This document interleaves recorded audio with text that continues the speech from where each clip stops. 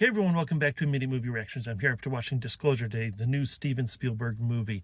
And I just want to say, I'm on 4% battery, so I got to move super quick, but I need to say I appreciate everyone who is watching. I know if I don't release a video within the first day or two of a movie coming out, I can cut my viewers, in more than half.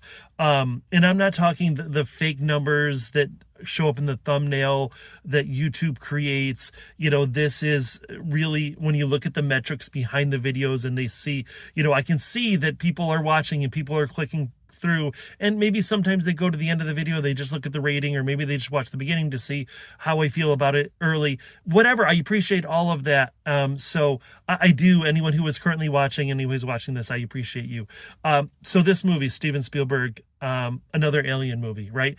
There's going to be some spoilers in this. I will say that for a good portion of this movie, actually probably 80 to 90% of this movie, I kind of hated it. I kind of really, really hated it. I didn't like anyone that was in this movie. I didn't like the story. The cloak and dagger, Stranger Things-esque espionage that they're doing, just really, really silly. There's some really, really bad parts of this movie, some really bad stuff going on, things that you think maybe Steven Spielberg has lost it. Maybe none of this can hold up. Maybe he's just trapped making these nostalgia bait movies. But this movie, oh my God, what is it about? Okay, so I'm sorry. Disclosure Day. Basically, there are aliens. Spoiler alert, there are aliens. And there's, the government knows about them, but then this other organization, Warren or something like that, I don't know, takes over in 1973. And from then on, they've kind of kept the information secret, but they are also creating tech from it. And all this kind of stupid stuff where it's like, it's taking ideas that we have developed since Close Encounters of the Third Kind and throwing that in there, but not in an effective way. And then there's also this other group that works within, I'm going to call him Warren. I know it's not Warren, sorry.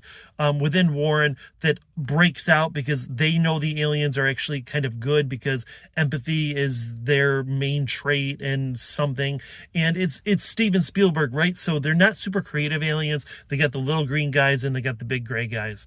And they've been holding this information, right? So what happens is we've got this guy, I think his name is Daniel, and he's got all the information, he's got all the files, and the worst police force in the history of cinema captures him, and then he runs away.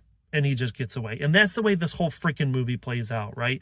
Is that they're about to get captured and then something stupid happens. Like he drives through a house and he stops in the house to collect his girlfriend, and the police are still chasing them in their black Dodge Chargers, but they can't catch him, and they never think to box him in or anything like that. It's stupid. There's literally a scene where after the driving through the house, they're driving towards a quarry. You know what's going to happen, right? You know what's going to happen. They get to the edge of the quarry. No, stop. Oh, and they almost go over to the edge and they don't. And then somehow now all of a sudden the police force are miles back. So they get out and they put a rock. Yep. They put a rock onto the gas pedal and then they drive the car in, and the police force shows up and they look over and they're like, what are we supposed to do? They're now in the water. Get some divers.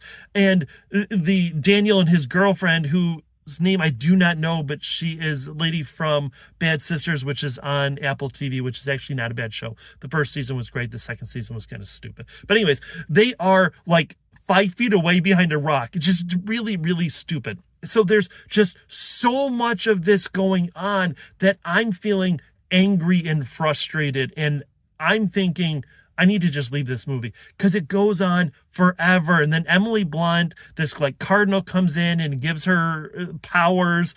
And then her boyfriend is Captain America John Walker, whose name I don't remember right now.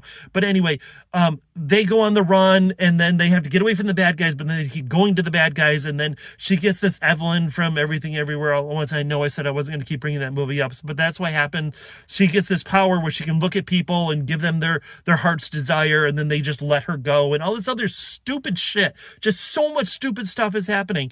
and none of it makes sense. And it's so goofy and silly and trying to be serious and trying to, like, will we still believe in God if we know where there are aliens? Or will we believe in God more? Or will we make them God? And all these great philosophical debates that they could potentially be having, but they just throw it at the wall and none of it sticks and none of it matters. And I'm really, really not liking this movie. But